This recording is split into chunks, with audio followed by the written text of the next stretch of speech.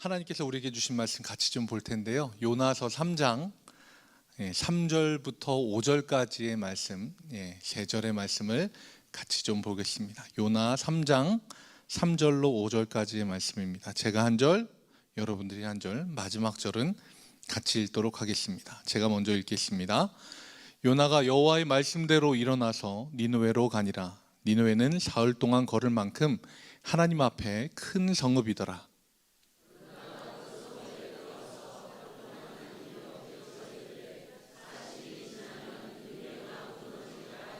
함께 읽겠습니다. 니느웨 사람들이 하나님을 믿고 금식을 선포하고 높고 낮은 자를 막론하고 굵은 베옷을 입은지라. 아멘. 오늘 추석 명절 연합 수요 예배는 누가 역사하고 누가 알겠는가 라는 제목으로 같이 요나서의 말씀을 좀 나누겠습니다. 신앙인이라면 요나라고 하는 성경의 내용은 누구나 아마 다 잘 아실 만한 내용입니다. 그래도 우리가 읽은 부분이 3장인데요. 앞부분에 나오는 1장과 2장을 짧게 설명을 하고 오늘 3장의 말씀을 좀 같이 나누겠습니다. 요나라고 하는 선지자에게 하나님의 말씀이 임하였고 니느웨라고 하는 도시에 가서 회개를 선포하라고 했습니다. 하지만 요나는 하나님의 얼굴을 피하여 도망을 칩니다. 그리고 다시스라고 하는 멋진 항구 도시를 목표로 삼아서 그곳을 향해서 나아갔지만요, 그곳으로 가는 길은 내리막길이었습니다. 성경에서도 반복적으로 그곳을 향하여 나아가는 길이 내려간다라고 하는 표현을 계속해서 쓰고 있습니다. 화면을 보여주시면요, 이렇게 나와 있습니다. 욥바로 내려가고, 욥바는 그 다시스라고 하는 항구 도시를 가기 위한 항구가 있는 도시입니다. 그리고 그 배를 타고 갈 때 배 밑층으로 내려가고, 그리고 15절에 보면 바다로 내려가고, 그리고 큰 물고기 뱃속으로 내려갔다라고 하는 표현을 통해서 요나가 하나님의 얼굴을 피해서 도망가는 자리는 계속해서 내리막길을 잃을 수밖에 없다라는 내용을 성경에서는 반복적인 표현으로 이야기를 하고 있습니다. 그런데 제일 마지막에 내려간 이 큰 물고기 뱃속이요, 미성숙한 선지자인 요나가 새롭게 영적으로 바뀌어지는 인큐베이터의 역할을 합니다. 그래서 미성숙한 선지자가 성숙함으로 바뀌어지게 되고, 그리고 뱃속에서 요나가 하나님께 드린 기도의 마지막 부분에 모든 구원은 하나님께 있습니다 라고 하는 믿음의 고백을 하고 나서 물고기가 요나를 육지에 뱉어내게 됩니다. 이 일이 1장과 2장에 나와 있고요, 그리고 나서 이제 3장이 시작이 됩니다. 요나는요, 물고기 뱃속에서 육지로 뱉어졌어요. 그리고 3장의 가장 첫 부분에 보면은 1장과 똑같이 시작합니다. 요나서 3장 1절에 이렇게 이야기합니다. 여호와의 말씀이 두 번째로 요나에게 임하니라 라고 되어 있습니다. 요나서 1장에 보면 여호와의 말씀이 요나에게 임하니라 라고 시작을 하는데, 3장에서는 두 번째로 임하니라 라고 이야기하고 다시 이 내용을 계속해서 이어나가고 있습니다. 요나라고 하는 성경 자체는 성경으로 보거니와 책으로 보거니와 그 내용이 쉽고 사람들에게 잘 읽혀지는 내용이에요. 스토리가 있고 재미가 있습니다. 그리고 내용이 굉장히 쉬워요. 그런데 그 쉽게 지나치는 말들 중에서 결코 쉽게 지나칠 수 없는 말들이 있습니다. 여호와의 말씀이 두 번째로 요나에게 임하니라. 저는 이 3장 1절의 말씀을 봤을 때 무슨 생각이 들었냐면요, 왜 다시 요나여야 했을까라는 생각이 들었어요. 니느웨라고 하는 성이 곧 하나님의 심판을 받을 텐데, 그게 촌각에 따른 문제라고 한다면 그 근처에 있는 다른 선지자를 하나님이 선택해서 빨리 가서 전해라 라고 하실 수도 있었고, 그 문제가 아니면 요나 자체가 하나님의 말씀을 거부하고 도망가던 사람이었기 때문에 적절한 자격을 갖추지 않았다고 하면 적절한 자격을 갖춘 사람을 찾아서 보내면 되는 일입니다. 그런데 하나님은 집요하게 요나에게 다시 말씀을 주시면서까지 요나가 꼭 전하게 하시는 거예요. 저는 이 부분이 참 마음에 걸렸습니다. 그래서 계속해서 읽고 이 요나서의 끝부분까지 살펴보고 곱씹어보고 생각하면 생각할수록 꼭 요나여야 한다는 생각이 들었습니다. 이유는 다른 데 있지 않았어요. 요나가 실패한 선지자였고 자격 미달인 사람이었기 때문입니다. 그에게 하나님의 말씀이 첫 번째로 임한 다음에 그가 한 첫 번째 행동은 하나님의 얼굴을 피해서 도망치는 행동이었어요. 그런데 하나님은 그를 다시 하나님 앞으로 데려다 놓고 두 번째 하나님의 말씀을 다시 그에게 주시는 거예요. 두 번째로 기회를 부여받은 사람만이 니느웨에 가서 말씀을 전할 수 있는 겁니다. 하나님 앞에 죄악을 저지른 니느웨 사람들은요, 그대로 놔두면 하나님의 진노를 받아 멸망할 수밖에 없는 사람들이었습니다. 그런 그들에게 하나님이 두 번째의 기회를 주시는 거예요. 그래서 그 은혜를 먼저 입은 요나라고 하는 사람이 두 번째의 은혜를 입고 그들에게 가야만 하는 겁니다. 하나님의 은혜는요, 우리를 딱 찍어서 선택해 주시는 것, 그것도 은혜입니다. 얼마나 큰 은혜인지 몰라요. 그런데 하나님의 진정한 큰 은혜는요, 우리가 실패하고 좌절하고 나 하나님 뜻에 따라서 못 살겠어요 라고 하고 나 스스로 등을 돌렸을 때도 하나님이 그래, 할 만큼 했지, 관둬라, 이제 나도 그만할랜다, 이렇게 하시는 게 아니라, 그래, 그래도 너에게 두 번째 기회를 줄게, 두 번째 하나님의 말씀을 너에게 줄게, 다시 하나님의 말씀으로 우리에게 찾아와 주시고 말씀으로 임하여 주시는 것, 그게 진짜 하나님의 은혜인 줄 믿습니다. 1장에서 하나님의 말씀이 임한 후에 다시스로 가기 위해 욥바로 내려갔던 요나가 3장에서는요 다시 두 번째로 하나님의 말씀이 임했을 때 똑같이 행동하지 않았어요. 달라졌어요. 요새 프로그램도 그런 게 있잖아요. 우리 요나가 달라졌어요, 이런 거 있잖아요. 3절 말씀에 보면 이렇게 되어 있습니다. 여호와의 말씀대로 일어나서 니느웨로 가니라 라고 합니다. 처음에는 하나님의 말씀을 듣고 반대편으로 갔었던, 지도를 보시면 니느웨는 오른쪽 끝에 있고 목표로 삼았던 다시스는 저쪽이에요. 완전히 반대로 돌아섰던 요나는요 3장 3절에서는 여호와의 말씀대로 일어나서 니느웨를 향해 가기 시작을 합니다. 저는요 어렸을 적에 만화 성경 같은 걸 봤을 때 요나가 물고기 뱃속에서 육지로 탁 뱉어졌을 때 정신을 차리고 고개를 딱 들어서 보니까 눈앞에 니느웨가 있는 줄 알았어요. 그런데 지도를 보니까 그렇지가 않더라고요. 지나가서 잠깐 못 보셨겠지만 가까운 니느웨에서 가장 가까운 해안을 찾아도요 거기에서 니느웨까지 최소 거리가 800km 이상이에요. 굉장히 먼 거리인데 거기를 요나는 다시 그 길을 목표로 삼아서 가는 겁니다. 어떤 마음과 어떤 생각으로 800km를 갔을까요? 하루에 뭐 열심히 좀 걷는다고 쳐서 10시간 정도 걷는다 쳐서 한 40km를 간다 쳐도 굉장히 오랜 시간 동안 걸어갔을 겁니다. 대략 20일 이상, 한 달 가까이를 걸어갔을 거예요. 그동안 어떤 마음으로 요나는 니느웨를 향해 갔을까요?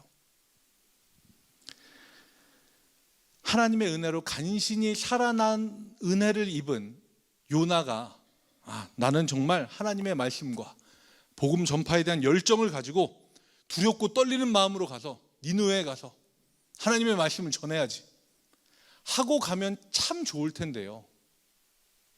우리 요나는 달라졌는데 조금만 달라졌어요.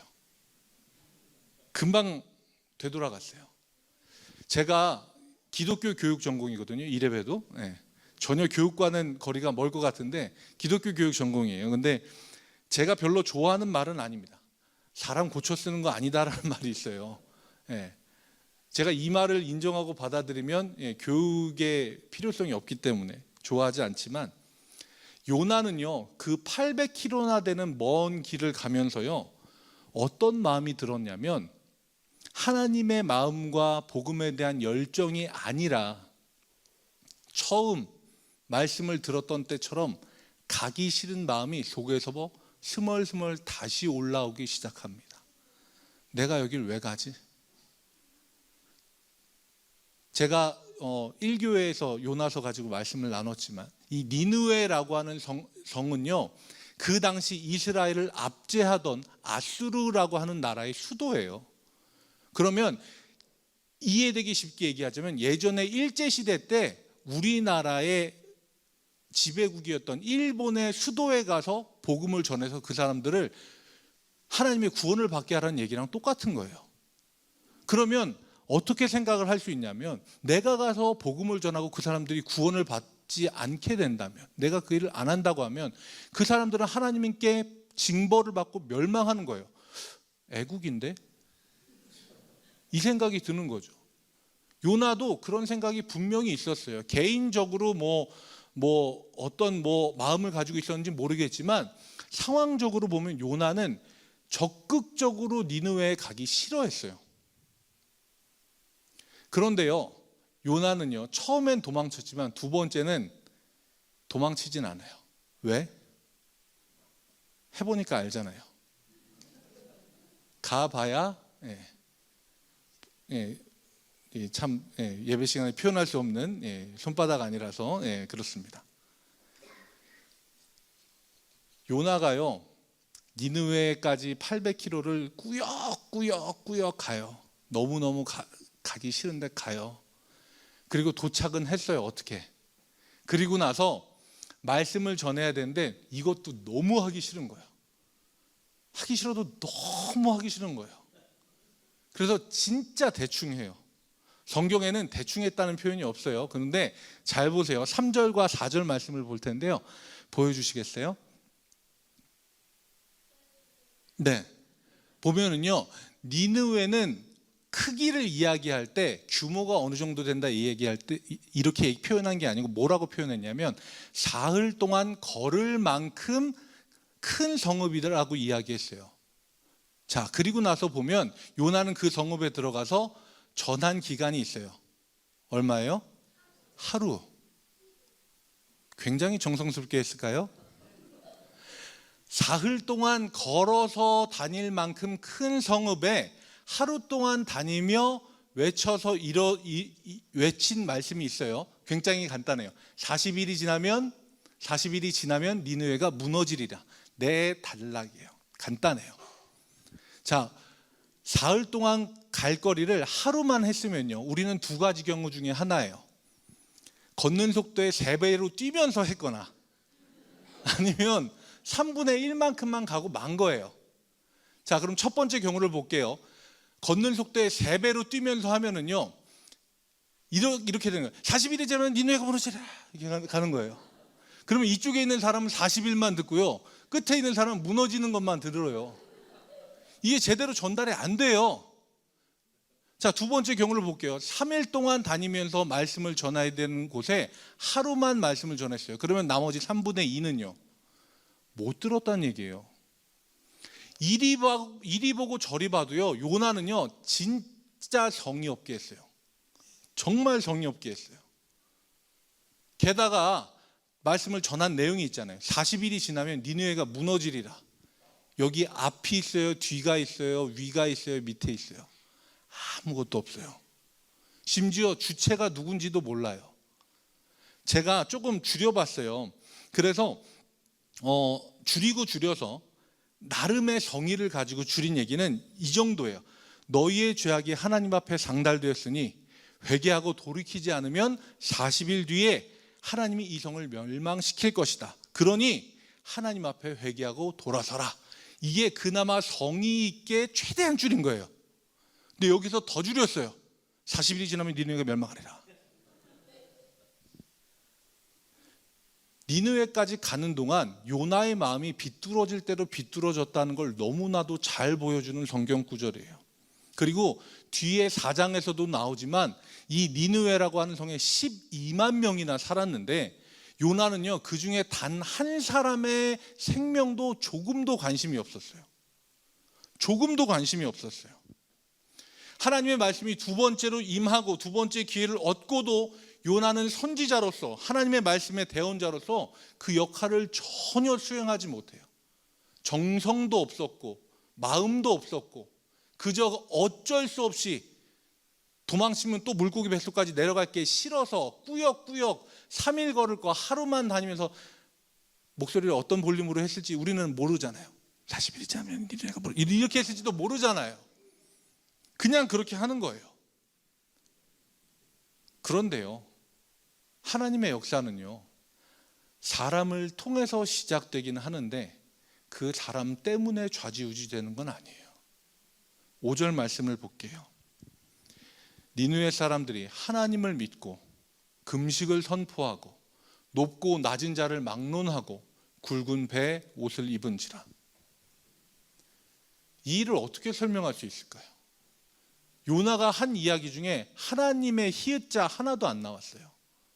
누가 와서 얘기하는지도 몰라요.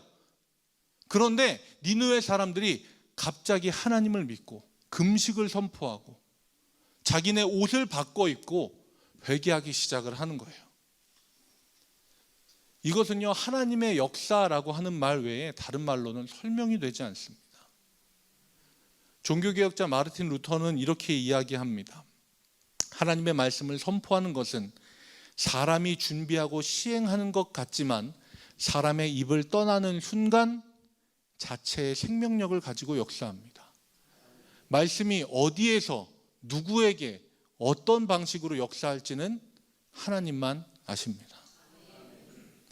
비뚤어진 요나의 입술을 통해서 제대로 된 말도 아니지만 그 입술을 통해서 하나님의 말씀은요, 니느웨 성 안에서 스스로 살아서 역사하기 시작을 한 거예요. 요나가 전한 그 네 마디의 말, 40일이 지나면 니느웨가 무너지리라. 40이라는 숫자는 성경에서 중요한 의미를 갖습니다. 노아의 홍수 40일, 모세가 시내산에 머문 시간 40일, 이스라엘 민족이 광야에서 보낸 시간 40년, 예수님이 세례를 받으신 후 광야에서 보내신 시간 40일. 40일은요, 멸망에 대한 경고이기도 한데요, 시한부 메시지처럼 들리지만요, 이게 그냥 마냥 멸망의 저주와 그냥 이 시한부 기간이 끝나면 너희도 끝난다는 경고의 메시지가 아니에요. 살 날이 40일만 남았다가 아니라 40일 안에 하나님을 찾기만 하면 살 수 있다, 바로 그 메시지인 겁니다. 그런데 정작 이 말씀을 전한 요나는요, 그 의미를 몰랐어요. 니느웨를 멸망시키는 게 하나님의 뜻인 줄 알았어요. 그런데 멸망시키는 게 하나님의 진짜 뜻이었다면 요나를 보내서 경고할 필요도 없고 선지자를 보낼 필요도 없고 그냥 한순간에 멸망시키면 되는 겁니다. 근데 제 멋대로 하는, 하나님의 말씀이 임했지만 도망간 그 선지자를 붙잡아다가 다시 두 번째 기회를 주고 니느웨에 다시 찾아가서 말씀을 전하게 하신 것, 그 자체에 이미 하나님의 마음이 담겨져 있는 거예요. 하나님은요, 두 번째 기회를 주시는 분입니다. 명절 연휴 기간을 보내고 있지만 지역교회에서는요, 생활전도를 강조하고 전도에 힘쓰고 있습니다. 삶 속에서 하나님의 말씀을 전하는데 힘과 열정을 다하시는 분들이 계시죠. 그런데 전도의 열정까지는 아니고 그냥 교회에 교자 꺼내기도 조금 어렵고 힘든 분들도 계십니다. 특히 명절 때는 그런 경우가 더 많죠.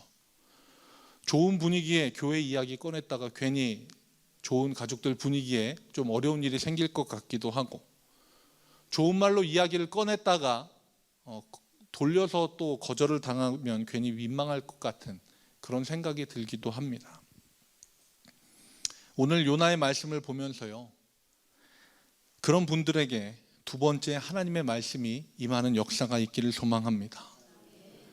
뛰어난 언변이나 설득력, 호소력이 있는 말이 아니더라도 하나님이 역사하시는 입술이 되어서 하나님의 구원을 선포할 때 니느웨 같은 그 심령들을 만나게 하시고 회개하게 되는 역사가 있기를 축복합니다. 나의 잘남과 뛰어남을 통해서 하나님이 역사하시는 것이 아니라 하나님의 말씀이 생명력을 갖고 운행하실 수 있도록 그저 통로로서 나를 내어드릴 때 하나님의 말씀이 살아서 역사하시고요, 그 역사를 곁에서 바라보고 증언을 서시는 여러분들이 되시길 소망합니다. 오늘 말씀의 제목이 누가 역사하고 누가 알겠는가입니다. 우리는 그저 입술을 가지고 선포하는 하나님의 스피커일 뿐입니다.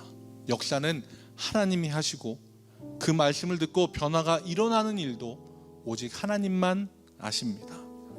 다만 지혜는 필요합니다. 고린도전서 1장 23절에 십자가에 못 박힌 그리스도를 전하니 유대인에게는 거리끼는 것이요 이방인에게는 미련한 것이로되 라고 이야기합니다.